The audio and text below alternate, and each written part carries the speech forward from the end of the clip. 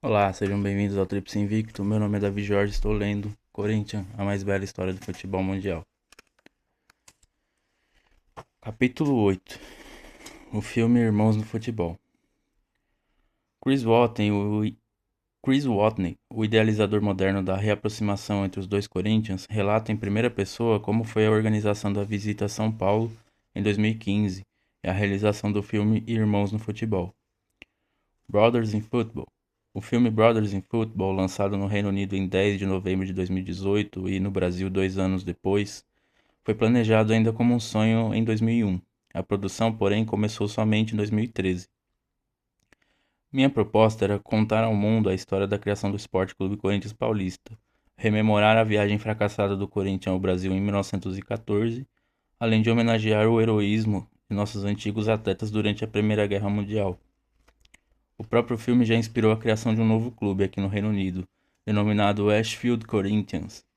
A produção da obra consumiu mais tempo do que o primeiro grande conflito mundial, entre 1914 e 1918. Fomos para a estreia no Brasil, em março de 2020, mas tudo acabou cancelado devido à pandemia global de Covid-19. Voltamos para casa depois de apenas 2 dias fracassados em São Paulo. Depois de minha primeira visita a São Paulo com o Corinthians Casuals em 2001, procurei uma produtora que pudesse realizar um filme sobre a turnê. Com apenas 21 anos na época, eu tinha pouca experiência, mas já havia trabalhado como jornalista na BBC e pude antever o potencial fantástico do projeto. Infelizmente, nenhuma das produtoras que abordei compartilhou da minha visão. Foi quando descobri que David Harrison, o presidente do clube, era um produtor de documentários na BBC. Seu irmão, também ex-jogador do Corinthians Casuals, realizava filmes relacionados a esportes para outra produtora em Londres.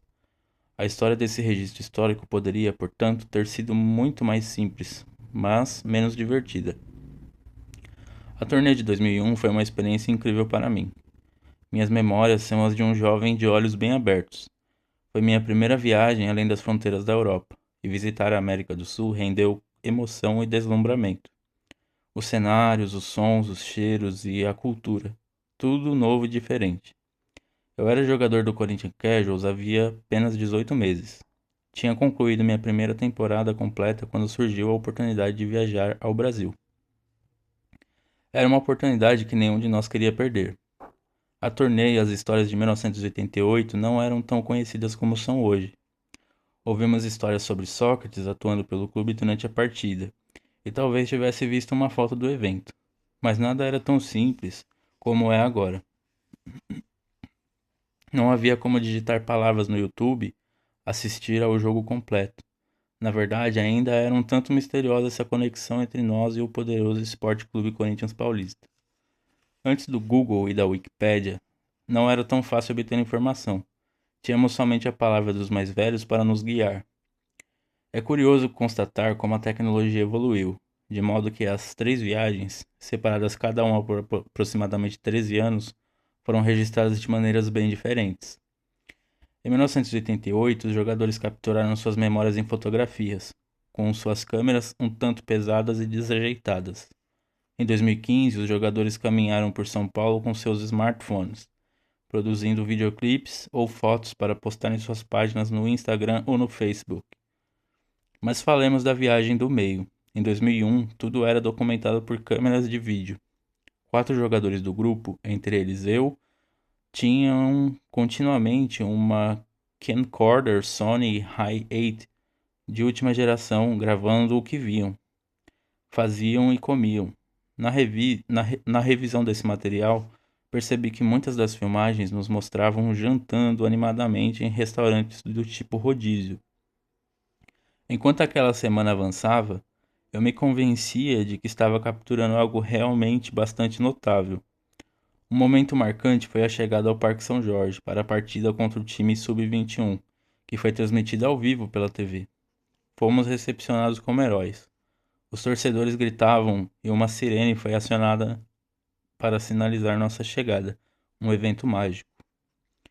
Foi depois do jogo, naquela noite, que jurei nunca mais deixar o Corinthians Casuals.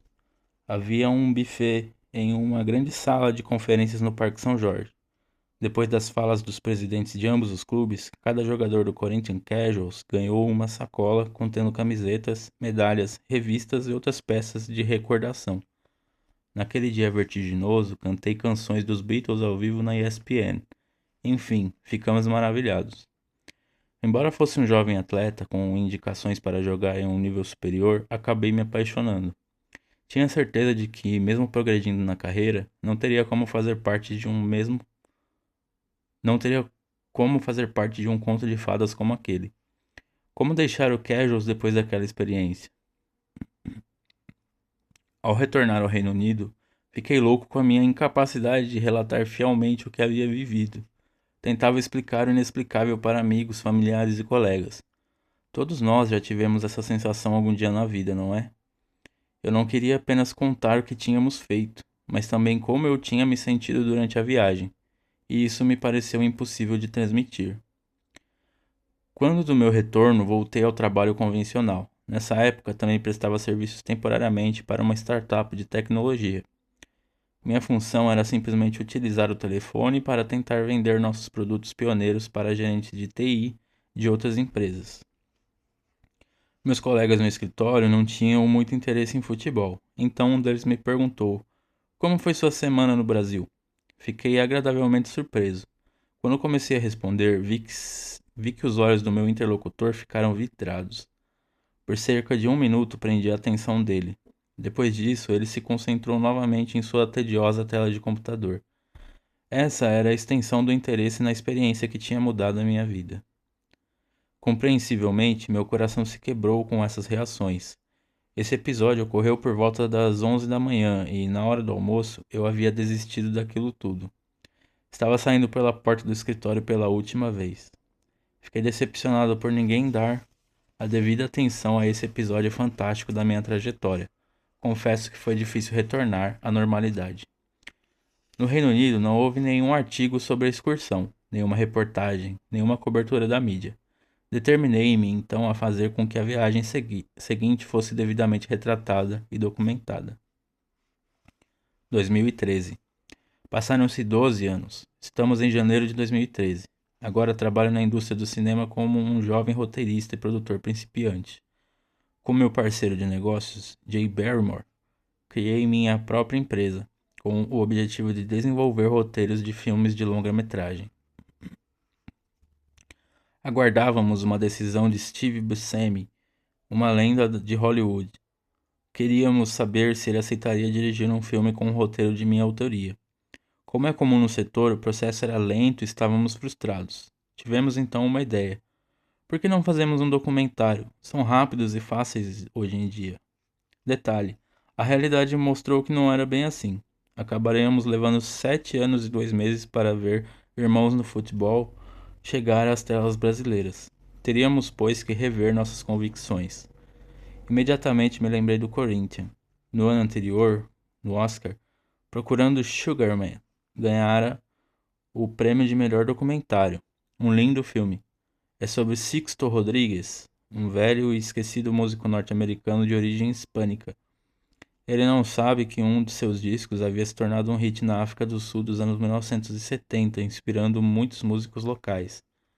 Enquanto eu e minha namorada assistíamos ao filme, sentenciei: Eu tenho o equivalente futebolístico dessa história. E assim se consolidou a ideia. Com minhas sugestões iniciais aprovadas por meus parceiros, eu precisava obter luz verde do próprio clube.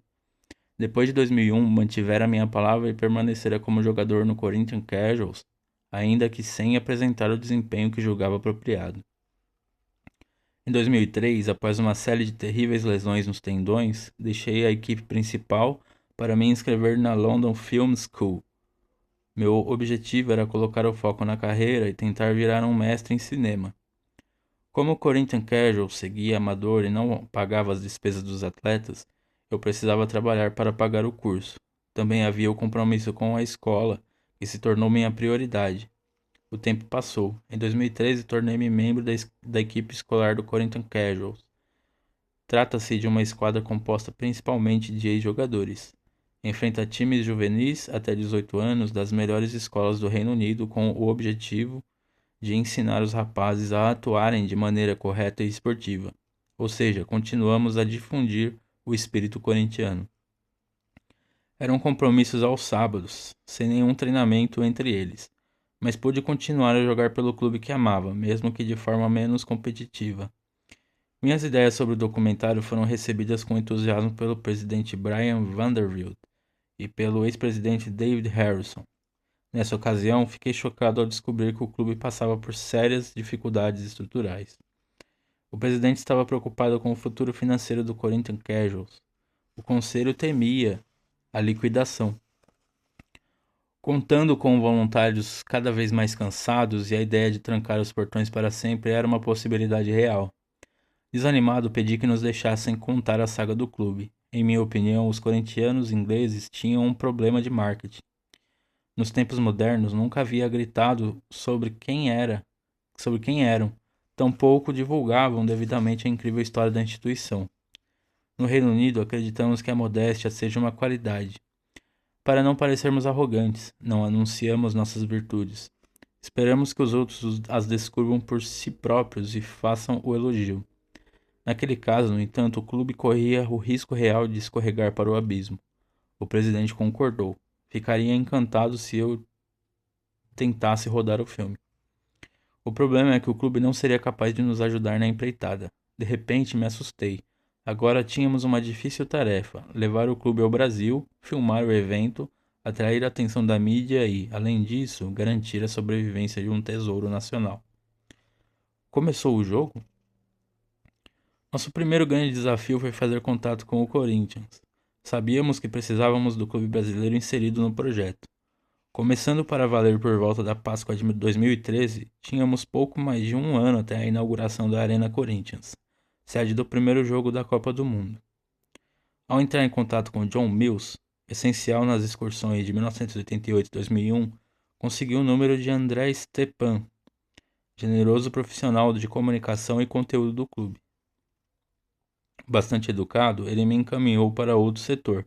Convoquei meu cunhado brasileiro Daniel para me ajudar nesse processo. Naquela época, ele trabalhava como jardineiro. Mudara-se do Recife para a Inglaterra e havia se casado com minha irmã.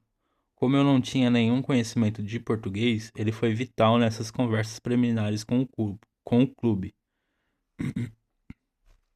No primeiro dia, passamos pela infinidade de opções que a mesa telefônica nos oferecera. Optamos pelo departamento de marketing. Nossa conversa inicial correu bem. Via Daniel, falei com o gerente de marketing da época por cerca de meia hora. Tudo recebido com muito entusiasmo. No dia seguinte, entretanto, quando ligamos de volta para fornecer informações complementares, não conseguimos mais localizar nosso interlocutor. No terceiro dia, deram uma desculpa para evitar a conversa. No quarto dia, nem chegamos à secretária. Foi uma reviravolta estranha, que não combinava com a receptividade inicial. No final das contas, esse processo continuou por cerca de 6 meses. Quase todos os dias, Daniel ia de bicicleta até minha casa, fazia as tentativas e depois seguia para seu trabalho. Foi terrivelmente frustrante. Em possível defesa do clube e da equipe de marketing, posso dizer que talvez parecêssemos despreparados e amadores. Precisávamos constituir um projeto mais atraente ou os bicampeões mundiais da FIFA não teriam qualquer interesse em jogar contra uma equipe de pedreiros encanadores, ainda que ela tivesse a seu favor uma formidável história. A temporada 2012-2013 se aproximava do fim. Sem avançar nos contatos com o marketing corintiano, fui jogar uma partida em nosso estádio, em Tolworth. Pediram-me que voltasse a atuar contra a equipe principal. Fiquei feliz. Pediram-me que voltasse a atuar com a equipe principal. Fiquei feliz pelo reconhecimento e acabei aceitando, ciente de que essa participação ajudaria no projeto do documentário. 2013 e 2014. Sabíamos que só tínhamos uma temporada para fazer o projeto acontecer. Antes da Copa do Mundo, seriam realizadas partidas para testar os novos padrões de segurança dos estádios. Nossa meta era participar de uma dessas partidas em Itaquera. Foi um período tumultuado para os Casuals. Além de voltar a atuar como jogador, assumi a gerência de marketing do clube, encarregado principalmente de nossas conexões brasileiras, destinadas a viabilizar a produção do filme. Sem muitas perspectivas, pensava em como construir constituir uma proposta tentadora para o Corinthians. No início da temporada de 2013, a página do Facebook do Corinthians Casuals tinha 5.000 seguidores, número impressionante para um clube da Ryman League. Os clubes rivais agregavam em torno de 500 internautas. Convenci-me então de que a plataforma podia nos ajudar. Lembrei-me de que tinha editado um filme caseiro da viagem de 2001. Encontrei a fita VHS empoeirada em meu armário e digitalizei o conteúdo. Carreguei na rede social as cenas da partida disputada contra o Corinthians Sub-21 naquele ano, adicionando uma descrição em português. Imediatamente a postagem viralizou e em pouco tempo 1.000 novos fãs estavam curtindo a página todos os dias. Certifiquei-me então de que poderíamos atrair o apoio da torcida corintiana. Em campo, porém, colecionávamos maus resultados.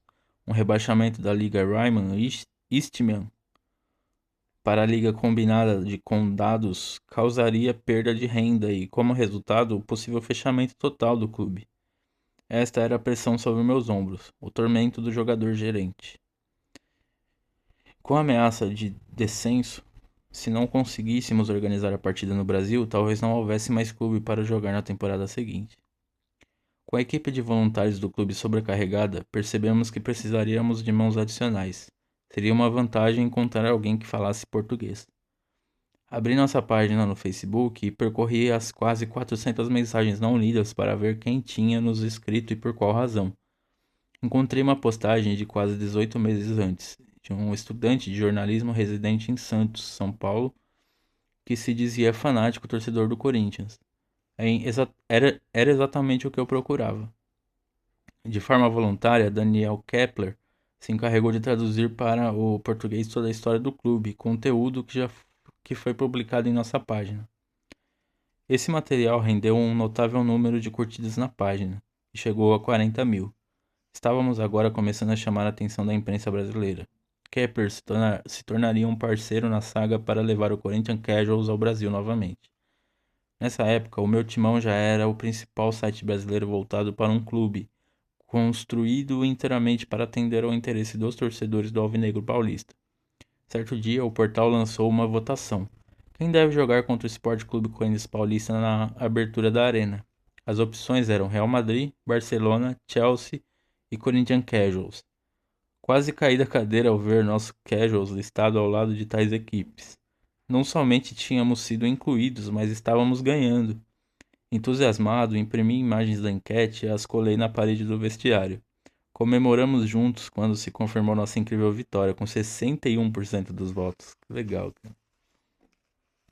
Foi nesse processo que conhecemos outro aliado fundamental, Danilo Augusto, criador do Meu Timão. Na época da votação, ele me escreveu pelo Facebook. Informou que uma amiga talvez pudesse nos ajudar. Era Mônica Braizat, uma advogada ligada ao Corinthians. Perguntei a Kepler se ele a conhecia. Sua resposta foi imediata e encorajadora. Sim, ela é filha do influente vice-presidente do clube, Luiz Paulo Rosenberg. Finalmente tínhamos uma conexão com o clube. Não sabíamos, porém, quão maravilhosa era essa Mônica. No projeto, ela pode ser comparada a uma fada madrinha dos clássicos da Disney. Sem sua intervenção, a turnê e o filme não teriam sido realizados. Certo dia, somamos mais um apoio importante. Recebemos um e-mail de Mathieu Anduz, um estudante paulista de 20 anos que morava em Londres, onde estudava negócios e marketing. Ele nos ofereceu ajuda em questões não diretamente relacionadas à filmagem. Ter um falante de português em Londres mudou radicalmente o jogo para nós. Com Mathieu e Daniel, nos habilitamos a postar diretamente para o público brasileiro. Com o apoio de Danilo e do Meu Timão, podemos divulgar as postagens além do nosso suporte original, o Facebook. Tivemos, pois, a sorte de encontrar um grupo incrível de pessoas. Nessa época, Jay e eu ainda buscávamos recursos para fazer o filme. Apresentamos o conceito para quase todos os grupos de financiamento em Londres, mas recebemos um não de todos eles. Pior ainda, as pessoas duvidavam de que convenceríamos o Corinthians, poderoso campeão mundial, a escalar seus titulares contra um time amador. Frustrante não é uma palavra suficientemente forte para descrever como nos sentíamos na ocasião. Não foi fácil ser rejeitado e tratado como um estúpido. Eu estava desesperado para começar a filmar, mas não tínhamos dinheiro, pessoal e equipamento para trocar o projeto. Em campo, nossa situação era muito ruim. Brigávamos contra o rebaixamento. 2014.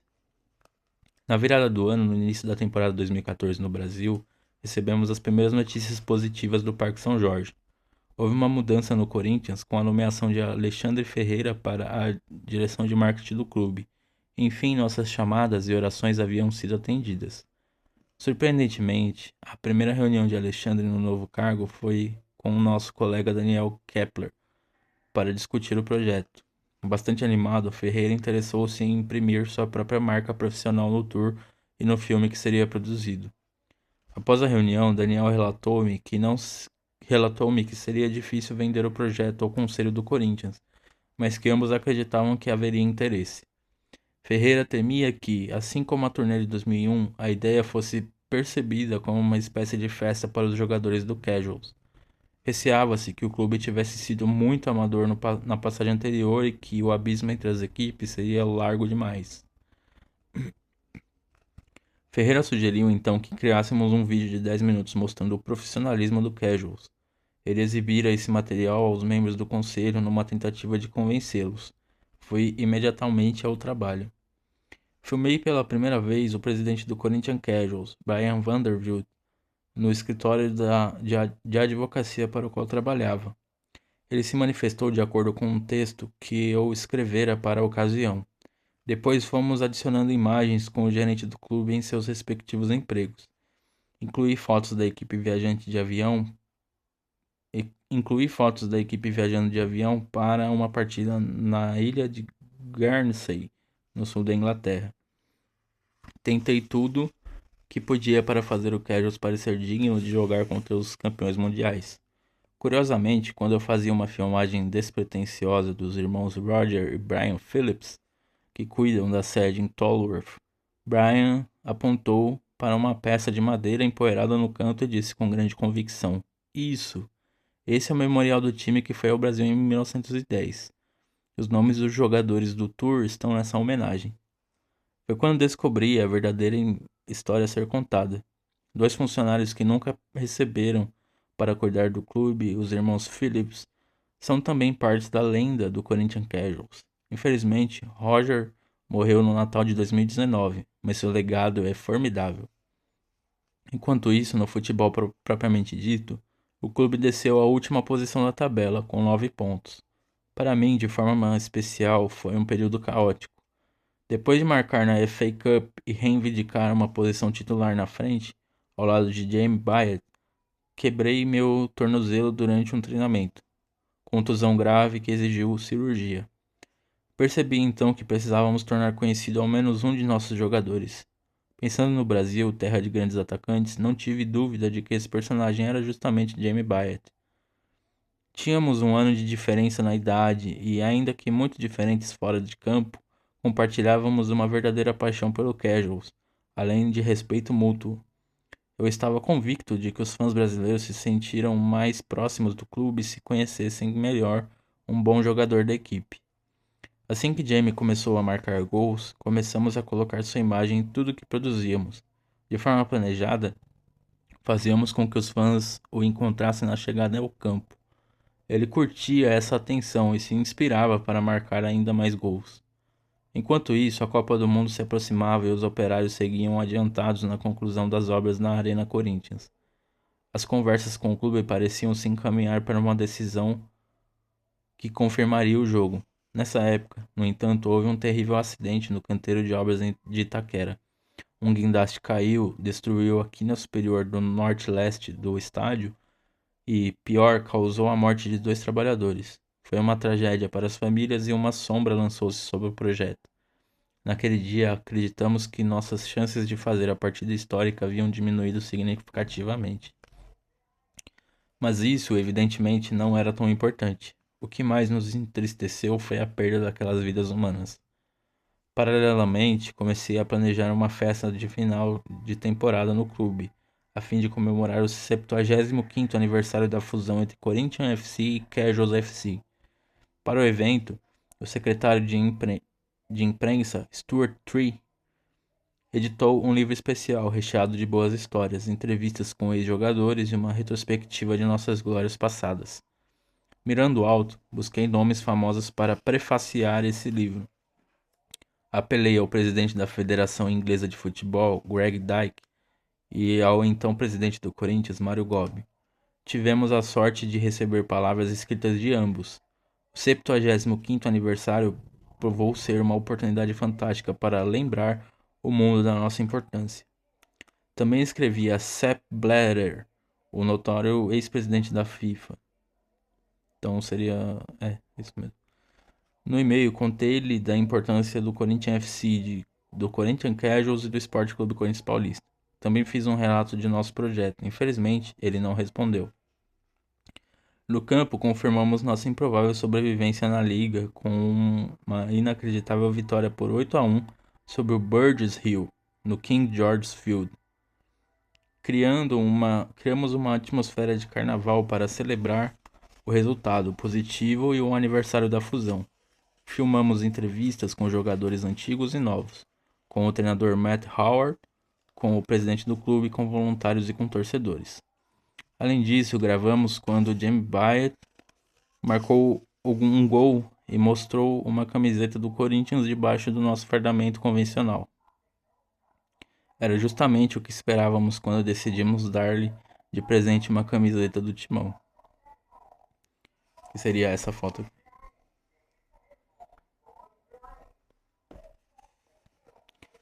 A foto de James celebrando o gol virou sensação no Brasil.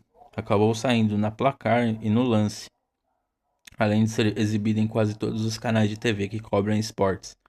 De repente, todos ficaram conhecendo o nosso craque, na Inglaterra e no Brasil. Esperávamos que a mensagem tivesse chegado à diretoria do Corinthians. 2 semanas depois, ocorreu o jantar de premiação do fim de temporada dos clubes. Faltavam poucos meses para a Copa do Mundo.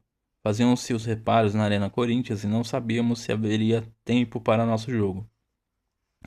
Naquele dia, horas antes, dentro do meu carro, vi que pintou uma notificação no Twitter. Era Blatter. Freneticamente abriu o aplicativo. Ele se dizia satisfeito e empolgado em saber que o Corinthians Casuals jogaria contra o Sport Clube Corinthians Paulista. Chegando ao nosso estádio, recebi uma enxurrada de perguntas. Quando vamos? Vamos mesmo? Como faremos? Quem vai? Na verdade, fiquei com medo. Blatter havia se posicionado sem que tivéssemos certeza da realização do jogo. Os dirigentes do Corinthians poderiam ficar descontentes com esse anúncio prematuro. Durante o jantar, porém, comecei a acreditar que o tweet da FIFA justificava minha decisão de anunciar que a visita seria realizada, mesmo sem a confirmação oficial. Seria, no mínimo, um momento maravilhoso para nossas câmeras capturarem. Minutos depois, meu telefone começou a tocar. Era Alexandre Ferreira. Rapidamente, corri ao banheiro para atender a chamada em particular. Meu coração batia forte, temendo que ele estivesse descontente com o tweet de Sepp Blatter. Chris, o que está acontecendo? Disse Alex. Porque Sepp Blatter está tweetando sobre nós. E porque Sepp Blatter aparentemente anunciou ao mundo uma partida com a qual ainda nem concordamos. Eu não sabia o que dizer. Meu coração gelou porque eu temia que isso pudesse ter inviabilizado o projeto. Pedi desculpas. Não tinha ideia do que aconteceu. Nunca pedi a ele para fazer isso. Expliquei com sinceridade. Alex então me surpreendeu. Certo, se é assim, vamos ter que concretizar isso. Já íamos levar adiante de qualquer maneira, mas agora teremos que fazer mesmo.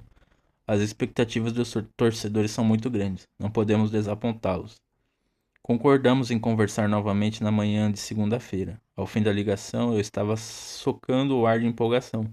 Agora eu podia voltar ao salão e comunicar a todos que o sonho finalmente se tornaria realidade. Ficou para depois. Enquanto assistíamos à cerimônia da abertura da Copa do Mundo com um show que teve até Jennifer Lopez, não pudemos deixar de sentir um pouco de ciúme. Por causa dos atrasos na construção, foi impossível realizar um jogo antes do torneio. No entanto, que estádio incrível! O que mais nos interessava em Londres, obviamente, era o jogo entre Inglaterra e Uruguai. Uma partida terrível do nosso ponto de vista, com o show de Luís Soares. No dia seguinte, entretanto, nossa página do Facebook foi inundada com fotos enviadas por brasileiros que tinham assistido à partida. Mostravam que tinham apoiado a seleção da Inglaterra usando réplicas de camisetas do Corinthians Casuals. Espantado e sinceramente tocado pelo gesto, criei um álbum para essas fotos na página do clube. Outras foram enviadas. Foi uma justa homenagem aos grandes corintianos do passado e vi que os torcedores brasileiros reconheciam esse legado. Com o fim do Mundial, Alexandre me disse que os diretores haviam gostado do nosso vídeo e expôs outros planos. Chris, tem uma proposta para você. Queremos que seja mais do que apenas um jogo, do que um evento de feriado. Planejamos fazer alguns negócios com você para realmente ajudar o Casuals de alguma forma. Desejamos criar um legado. Fiquei intrigado e animado, até que ele continuou. Eu estava pensando que tal começar a vender oficialmente suas camisetas aqui em São Paulo. Podemos fazer isso? Há claramente uma demanda aqui, como visto na Copa do Mundo. Concordei imediatamente. Havia muito, eu tinha a ambição de constituir essa parceria comercial. Do nada, o projeto que começara com um documentário agora se tornava um negócio de moda. Não sabíamos nada sobre a história, mas começamos a criar uma marca de roupas esportivas chamada Casuals 39. Usando apenas o Paint, projetei o modelo básico e vago de uma camisa. Ajustei e aprimorei as cores e acabamentos, gola, punhos e outros detalhes. Foi por tentativa e erro, mas acho que o resultado foi satisfatório. Então, para completar o trabalho, finalmente adicionamos o novo emblema do clube, desenhado pelos irmãos Phillips para marcar o 75º aniversário. Com o design completo, conseguimos encontrar uma fábrica indiana de roupas esportivas disposta a converter o projeto em realidade. Fizemos camisetas, agasalhos, tops de treino e camisas polo, uma maneira de mostrar que estávamos empenhados em viabilizar a viagem ao Brasil. O tempo passava, porém, e eu sentia que algumas pessoas no clube começavam a perder a fé em nós. Com o aniversário do Corinthians Paulista no dia 1º de setembro, falei com Jay e decidimos voar para São Paulo numa tentativa de finalmente consolidar o projeto. De volta a São Paulo. No final de agosto de 2014, cheguei ao Brasil pela primeira vez desde 2001. Fizemos check-in em um hotel muito confortável que nos foi providenciado pelos corintianos Alex e Maria, amigos que fiz na minha outra estadia. Deixamos nossas malas no quarto e fomos comer no shopping mais próximo. Logo de cara, topamos com uma loja que vendia camisetas do Corinthians FC e do Corinthians Casuals. Ficamos espantados. Aqueles não eram, no entanto, nossos produtos oficiais da Casuals 39. Seria um caso de pirataria? Demoraríamos meses para descobrir toda a verdade. Equipado com uma caixa cheia de nossas camisetas originais e um trailer do filme sobre o 75º aniversário do clube, fomos ao Parque São Jorge. Não há nada melhor do que olhar nos olhos de outro para determinar suas verdadeiras intenções. Fomos acolhidos com o sorriso caloroso de Maria e as palavras amigáveis de Alex. Ali se extinguiram nossos medos. Alex ficou positivamente impressionado com o filme e as camisetas. Comprometeu-se a dar uma força no conselho para fazer o projeto andar. Saímos em êxtase, confiantes e contentes, ainda mais por ganharmos 2 ingressos para o jogo contra o Fluminense. Naquela noite, em comemoração, Daniel disse que nos levaria a uma festa, na Camisa 12, tradicional torcida organizada do clube. Jay decidiu então que voltaria ao hotel para trocar seu terno por uma jaqueta Burberry, apropriada para festas. Corta a cena para um táxi. Chegando a um beco escuro, diante de nós há uma espécie de armazém, pulsando com os torcedores do Corinthians. O cenário nos pareceu um pouco intimidador. Jay poderia estar bem vestido demais. Saí do carro com o coração disparado. Nossas pernas tremiam. Pouco depois, no entanto, ficamos aliviados com a recepção calorosa. Recebemos abraços como se fôssemos amigos membros da família. Passamos por corredores onde torcedores estavam sendo tatuados com imagens referentes ao clube. Chegamos ao pavilhão principal, coberto de bandeiras enormes. A música vinha dos altos-falantes em um grande palco. Nunca tínhamos visto nada igual. No dia seguinte, visitamos um projeto social chamado KFC, que trabalha com crianças carentes na zona Visitamos um projeto social chamado KFC, que trabalha com crianças carentes na Zona Leste de São Paulo, levadas por Mônica Braizat. Depois, partimos para os estúdios da TV Bandeirantes. Eu apareceria ao lado do Alexandre no programa Os Donos da Bola, liderado pelo ex-jogador Neto, um craque dos anos 1980 e 1990. Ao chegarmos, Alexandre e Maria me aguardavam. Neto já estava no ar. De repente, meus nervos deram um nó e meu estômago sentiu a tensão. Eu nunca tinha participado de um programa televisivo de bate-papo em inglês. Como faria para lidar com gente falando em português? Finalmente chegou nossa vez. Hesitantemente pisei no palco, mas Neto ainda não tinha interesse em falar comigo. Seu objetivo era discutir com Alexandre sobre o marketing do Corinthians. Confuso e com medo, percebi que me encontrava em uma emissora de TV de abrangência nacional, no centro de uma discussão, e tudo era dito em uma língua que eu não conseguia entender. De repente, os monitores do estúdio começaram a reproduzir o trailer do vídeo que havíamos feito. Atordoado, fiquei no centro das atenções, com Jay olhando nervoso por trás das câmeras. Vi então o anúncio da transmissão do duelo entre o Casuals e o Corinthians. Ajudado na tradução por Alexandre, tive que me beliscar, afinal eu ainda não estava convencido de que o jogo realmente aconteceria. Em 31 de agosto, véspera do 104º aniversário do clube, seguimos para a Arena Corinthians, a fim de assistir ao jogo contra o Fluminense. Ficamos maravilhados com a qualidade do novo estádio, onde até o estacionamento parecia ter sido esculpido em mármore. Depois de responder às perguntas da imprensa, fomos levados para o gramado. Com os jogadores ainda se aquecendo, Alex quis aproveitar a oportunidade para capturar imagens para os canais de mídia social do clube. Exibimos a nova camisa do Casual para a torcida. Tudo foi registrado pelo bem-humorado Daniel Augusto Júnior, carismático e competente fotógrafo do clube. Uma experiência estonteante e inesquecível. Em nossos últimos dias em São Paulo, conhecemos pessoalmente outros aliados, primeiramente o Danilo, do meu timão, em um almoço organizado pela Mônica no estádio do Pacaembu.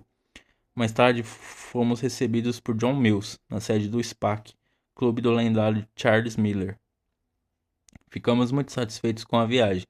Encontramos todos os parceiros no projeto e conversamos cara a cara com os diretores do Corinthians. Eles, de forma correta, nos entregaram assinadas todas as cartas de intenções. Está na hora. Retornando à Inglaterra, cultivávamos a esperança de finalmente obter financiamento para filmar o evento. Depois da rejeição de quase todos os estúdios de Londres, mais uma vez, no entanto, ficamos enlouquecidos. Era ridículo, não podíamos pagar qualquer tipo de tarifa diária razoável aos cinegrafistas. Foi quando, por meio de um colega de minha namorada, conhecemos Tom Gorst, que na época trabalhava na produção de Star Wars, Episódio 7. Ele acabara de se formar na universidade e estava empenhado em se consolidar como cinegrafista. Logo na primeira conversa, ele admitiu que nunca havia filmado um documentário de longa-metragem, mas o vimos como um profissional talentoso e propenso a aventuras e experimentação. É importante ressaltar que Tom se mostrou disposto a trabalhar de graça até que obtivéssemos recursos para compensar o seu esforço. E o mais importante de tudo, ele tinha seu próprio equipamento. O primeiro exercício com a câmera mostrou o cotidiano de Jamie Byatt. Ele trabalhava numa casa em Epsom, ao sul de Londres. Cavou uma fundação e operou um pequeno trator no local, removendo tijolos e entulho. O registro de imagens produzidas por Tom revelou-se excelente. Nessa época, recebi a tarefa de selecionar o grupo da turnê, que poderia acontecer entre 25 e 40 participantes. Nesse ínterim, o Conselho do Corinthians decidia com quanto o clube poderia contribuir. Meu grande problema era o risco de decepcionar alguns companheiros do Casuals. Foi o mais duro desafio do projeto. Da parte de alguns, perdura o ressentimento e o mal-estar até hoje, 2020, data da produção desse livro. Admito com tristeza que não foi possível agradar a todos. Com a viagem se aproximando, Matt Howard recrutou bons jogadores e o desempenho do time melhorou sensivelmente. Todos queriam fazer bom papel no Brasil. Escrevi para todos os jornais, revistas, estações de TV e emissoras de rádio, convidando-os a visitar o clube e conhecer o projeto. A Sky Sports News, por exemplo, apareceu no dia em que um torcedor brasileiro, Luiz Righetti, fazia sua peregrinação a Tolworth. Ele mudara o roteiro da lua de mel para visitar nossa sede. Foi entrevistado e chorou ao arrancar uma folha de grama do nosso campo. No fim, os jornalistas ficaram muito satisfeitos com o material obtido. Em segundo lugar, eu e Jay Barrymore fomos convidados para assistir a uma sessão do parlamento no Reino Unido, na qual o então chanceler do Tesouro, Sahid Javid, preferiu um discurso empolgante sobre os esforços do Corinthians Casuals e sua futura apresentação no Brasil. Em dezembro de 2014, com o tempo se esgotando, Jay e eu fizemos outra viagem a São Paulo, com o objetivo de finalizar os preparativos para a turnê e buscar algum financiamento ou patrocínio. Na ocasião, pudemos sentir a emoção e a expectativa da torcida corintiana. Como nossos recursos eram escassos, Danilo nos hospedou em seu apartamento. Ele que nos vira pessoalmente em apenas uma ocasião. Aceitamos a gentil oferta. Fomos muito bem acolhidos. E a casa dele rapidamente se tornou o quartel-general do Brothers in Football. Nesse ponto, vale retroceder no tempo. Ao retornar à Inglaterra, após a visita anterior, tínhamos nos encontrado com o presidente do Casuals, Brian Vanderbilt, para perguntar sobre o caso da empresa que produzia e vendia réplicas de nossas camisas no Brasil. Horrorizados, ouvimos a história de um ex-secretário do clube que o fizera, sem maiores explicações, assinar um documento. Ele não tinha, portanto, certeza de como tinha sido oficializado aquele acordo. Ficamos evidentemente chocados e temerosos, pois estávamos empenhados em estruturar nosso próprio negócio de roupas. Vanderbilt nos autorizou a seguir em frente e desconsiderar aquela antiga operação. Afinal, o clube nunca tinha recebido um centavo daquela suposta parceria. Voltemos, pois, a dezembro de 2014. Saindo de São Paulo, às 5 da manhã, Mônica nos levou ao Rio para uma reunião com uma segunda empresa produtora de roupas esportivas. A viagem de 6 horas foi maravilhosa. Enquanto descíamos a serra, imaginei os ônibus da torcida do Corinthians fazendo exatamente o mesmo percurso em 1976 durante a invasão.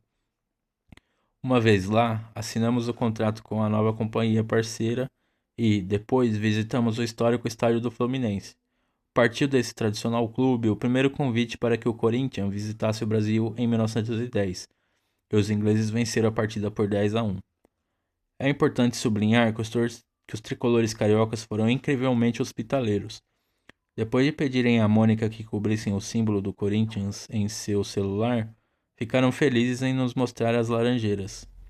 Também nos guiaram pelo Museu da Agremiação, local que guarda muitas informações sobre os primórdios do futebol no Brasil. Na volta, em uma corrida louca por São Paulo, exploramos todos os locais possíveis para filmagens. Checamos os hotéis e conversamos com os representantes das instituições de caridade para as quais colaboraríamos. Um dos principais objetivos, no entanto, era encontrar patrocinadores e apoio financeiro. Conseguimos obter com o Corinthians, por intermédio do dirigente André Sanches, uma série de facilidades para a turnê. Mas e o filme? Tínhamos um acordo com o Casuals para levantar patrocínio com essa finalidade, mas as ofertas não estavam disponíveis. Falta um mês. Com os jogadores selecionados e o avião reservado, janeiro de 2015 nos colocou em uma montanha russa de emoções. 10 dias antes de partir, eu dirigia para casa quando recebi um telefonema de Jamie Pyatt. Eu não vou com vocês, Watney, comunicou-me de cara. Meu coração sofreu uma palpitação. Tínhamos ainda 1 milhão de tarefas. Não tinha previsto que uma delas seria convencer o aço do clube a nos acompanhar. O quê? Reagi. Jamie, você é a estrela do time. Todo mundo no Brasil quer ver você jogar. Você não entendeu, Chris. Não vou lembrar de todas essas informações. Vou te complicar. Vou dizer as coisas erradas para a imprensa. Eu conheço Jamie desde 2002 e 2003, quando ele se juntou ao clube e nos tornamos parceiros como atacantes na equipe Casuals. Eu achava que não poderíamos ser mais diferentes. Mal nos falávamos fora de campo.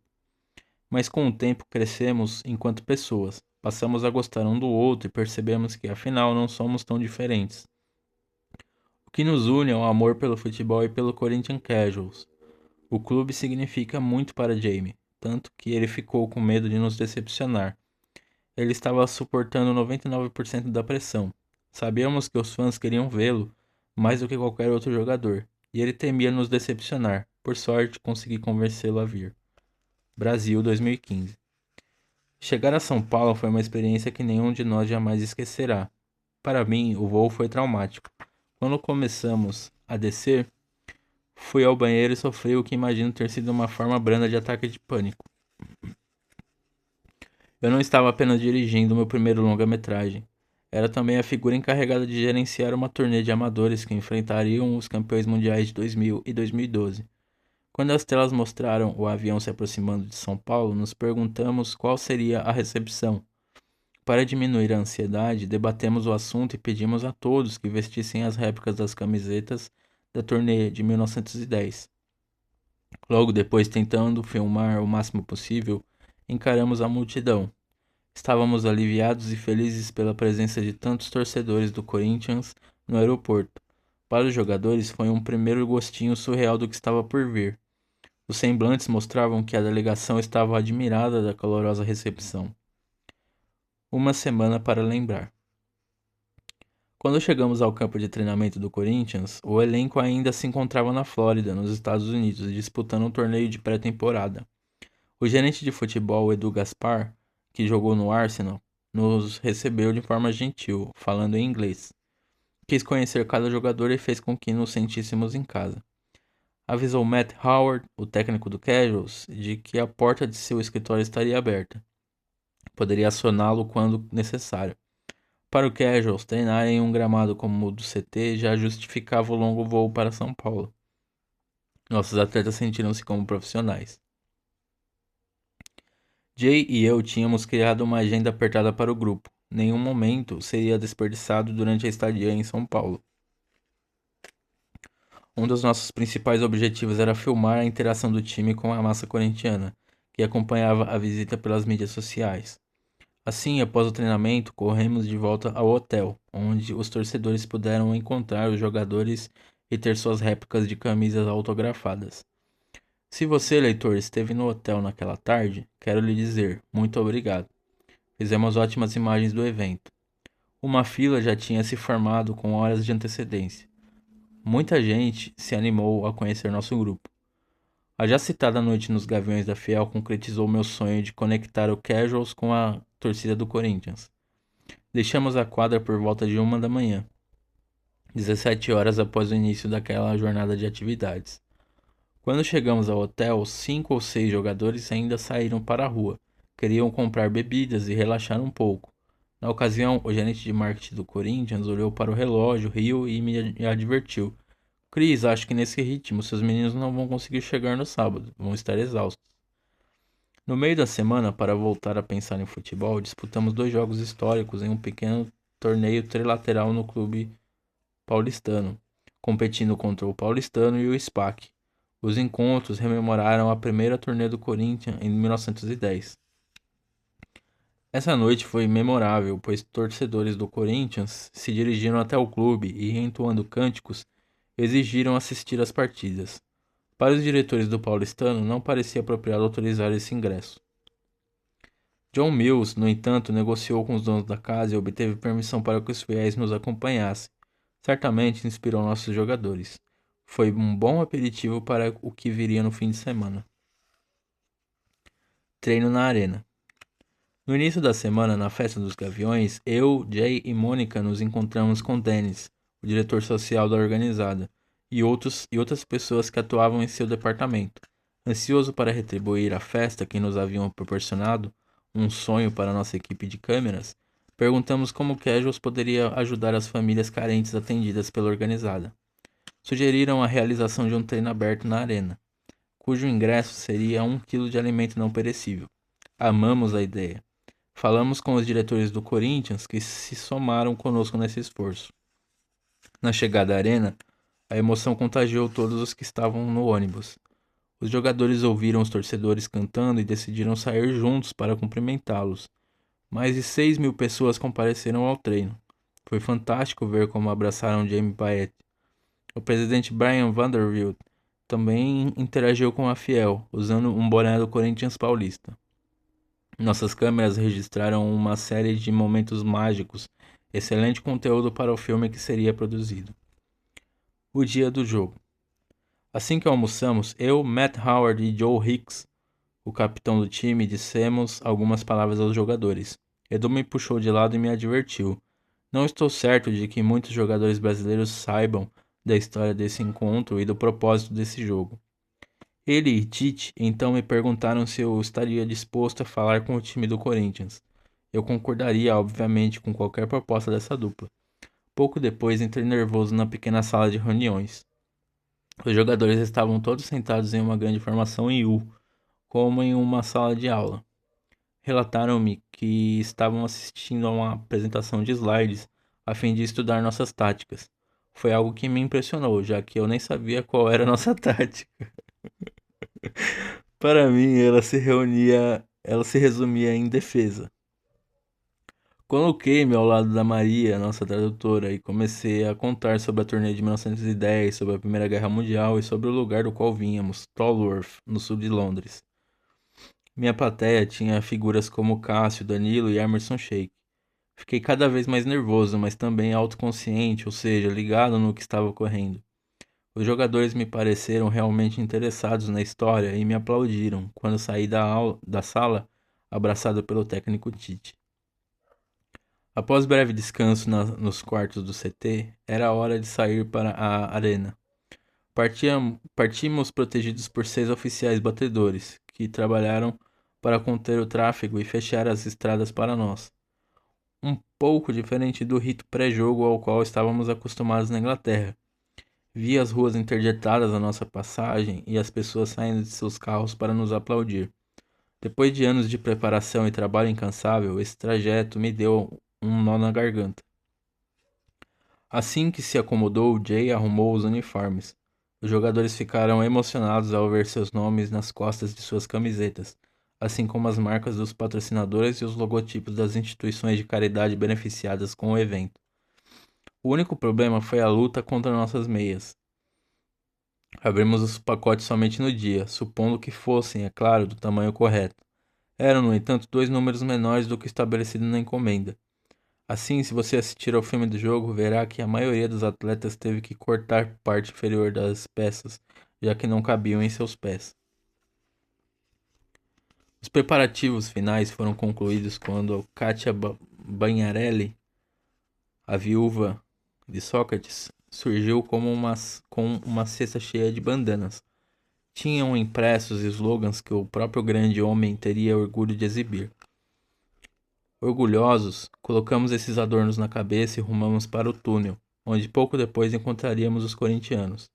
Matt Howard não precisou dizer muito para seus comandados, eles já sabiam perfeitamente como proceder. Durante os cumprimentos, reparei pela primeira vez que os jogadores do Corinthians usavam camisas com os nomes dos ingleses da excursão de 1910. Gesto que me emocionou de verdade. Aquela homenagem provava que dávamos continuidade a uma linda jornada iniciada mais de um século antes. No jogo, o brasileiro Danilo Gabriel de Andrade fez a diferença. O empenhado Bracken só foi derrotado por desvios infelizes nas pernas estendidas de Danny Dudley.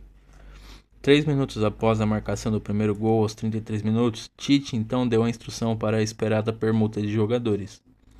Danilo e Jamie Bayett correram em direção ao banco e trocaram de camisa. Ao vestir o fardamento rosa e marrom, o meia corintiano fez com que todos se lembrassem de Sócrates em 1988. Muita gente se emocionou recordando do ídolo falecido em 2011. A multidão aplaudiu, satisfeita também por ver pela primeira vez um inglês atuar pelo Corinthians. Já no time da casa, Jamie ansiava, é claro, por selar a aventura com um gol. Com muita energia, ele se deslocava inteligentemente pelo campo de ataque. Em dado momento, meu coração parou. Jadson lançou da direita para a meia-lua, com a defesa corintiana desguarnecida. Nosso atleta emprestado sairia na cara da meta adversária. Pronto, seria a cena ontológica do nosso filme. No último segundo, no entanto, o estúpido do Luciano, esse estúpido foi eu que falei, tá? Tomou a frente e finalizou para marcar o terceiro gol. Eu não consegui acreditar. Era uma pena. E Jamie olhou para mim com perplexidade. Meu, bom. Com a câmera capturamos Jamie comemorando o gol do Corinthians. Poderia, contudo, ter sido uma cena muito mais impactante. Vários dos nossos jogadores voltaram para o vestiário cobertos apenas por uma bandeira do Corinthians. Na permuta com a torcida, tinham deixado seus uniformes. Por mais divertido que fosse, não tínhamos camisas e calções de sobra.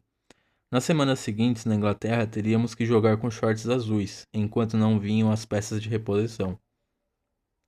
Em vez de ir para o chuveiro, ainda uniformizado, fui para a coletiva de imprensa num imenso auditório. Matt Howard estava agora sentado ao lado de Tite, respondendo perguntas sobre o jogo. Sentado na primeira fila, sorri enquanto nosso técnico perguntava ao colega brasileiro sobre a formação defensiva do Casuals e sobre os preparativos do Corinthians para a Copa Libertadores da América. Naquele momento, foi extraordinário pensar que, em 48 horas, ele estaria mais uma vez dirigindo seu táxi pelas ruas de Londres. Os torcedores já tinham deixado o estádio e ainda nos encontrávamos nos luxuosos vestiários de Itaquera. Sempre muito educado, Edu deu os parabéns aos jogadores. Tite também veio ao nosso encontro, ressaltou a importância da nossa história e o relacionamento único entre os dois clubes. Estávamos todos muito orgulhosos do modo como havíamos jogado. Perdemos, mas não havíamos decepcionado. Os gols do adversário somente tinham sido marcados nos minutos finais da peleja. Foi com muito orgulho que deixamos a arena naquela noite. Haveria ainda um jantar comemorativo e um compromisso com André Santos na Vila Madalena.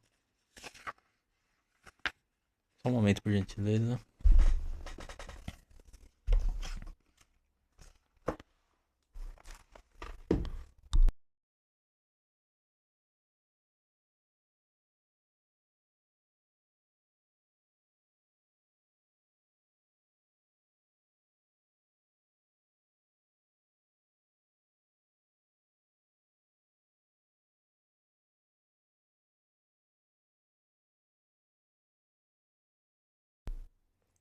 Voltando.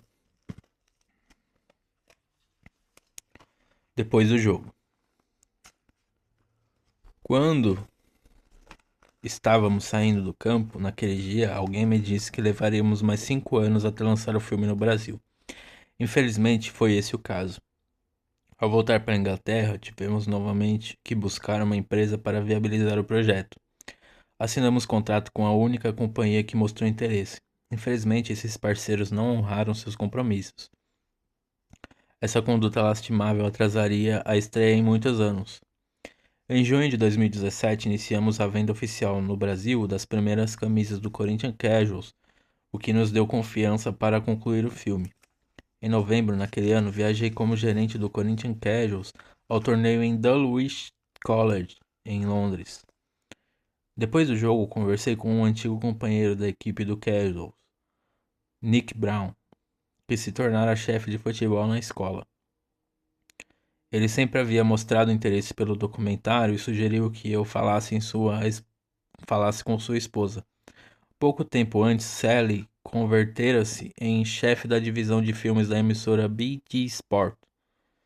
Foi uma experiência de perfeito alinhamento planetário. Sally tornou-se uma nova fada madrinha para nós. Conseguiu convencer sua empresa de que aquele era o projeto certo a ser financiado. Argumentou que deveriam me ajudar a concluí-lo até o 100º aniversário do fim da Guerra Mundial. Precisei viajar várias outras vezes ao Brasil, a fim de gravar entrevistas com Rafael Terpins, Danilo Augusto, Tite, Danilo Gabriel, Edu Gaspar e Celso Zelt. Encarreguei-me também de entrevistar figuras como Michael Owen e Steve McManaman. Fui ao campo de treinamento do Real Madrid para falar com ele sobre o Corinthians, time que serviu de inspiração para suas icônicas camisas brancas. Viajei a Zurique para gravar uma entrevista com Sepp Blatter na sede da FIFA. Infelizmente, como o dirigente caiu em desgraça, não pude incluí-lo na obra. É preciso manifestar gratidão a Martin Tyler, grande voz do esporte britânico, que fez questão de doar seu tempo à narração do filme. É um ex-membro do clube e deu à obra a solenidade e o peso necessários. Leo Walker, um histórico membro do Corinthians, também foi essencial com suas entrevistas. Tiro meu chapéu para esses parceiros. Fiquei muito feliz por termos lançado o filme no Brasil em março de 2020. Levou um ano para encontrar um negócio apropriado para nós e que garantisse a disponibilização do conteúdo em todas as plataformas de streaming. Devo agradecimentos também a Luiz Paulo Rosenberg e Caco Milano. Originalmente, a companhia que exibiria o filme no Brasil queria renomeá-lo para Irmãos até o Fim, Unidos pelo Futebol. Mas era claro que não combinava com a ideia original e nem soa bem, né? Negociei e consegui manter o título, uma homenagem a John Mills, o primeiro a usar a expressão irmãos no futebol, para tratar dos encontros entre os clubes, em 1988 e 2001. Ainda é difícil acreditar que ele se foi sem ver o filme. Na Inglaterra, porém, tivemos dificuldades para que reproduzissem corretamente o nome. Brothers in Sports chegou a ser veiculado, assim como Brothers in Arms. Comentei a questão com Mônica, viúva de John Mills. Para minha surpresa, ela respondeu: o John era muito fã do álbum Brothers in Arms, do Dire Straits, banda de rock britânica dos anos 70. Isso certamente teve influência ao se cunhar a expressão. Nossa viagem a São Paulo para a estreia do filme, programada para ocorrer na Arena Corinthians em março de 2020, foi interrompida pela pandemia de Covid-19. Evento trágico, mas convergente com a história, um eterno retorno. Havíamos feito um filme sobre heróis, pioneiros que haviam deixado um rico legado esportivo e cultural. Homens que, em 1914, devido a uma crise global, tinham navegado de volta para casa sem disputar uma partida sequer. De uma forma misteriosa, sentimos que nossa longa aventura tinha sido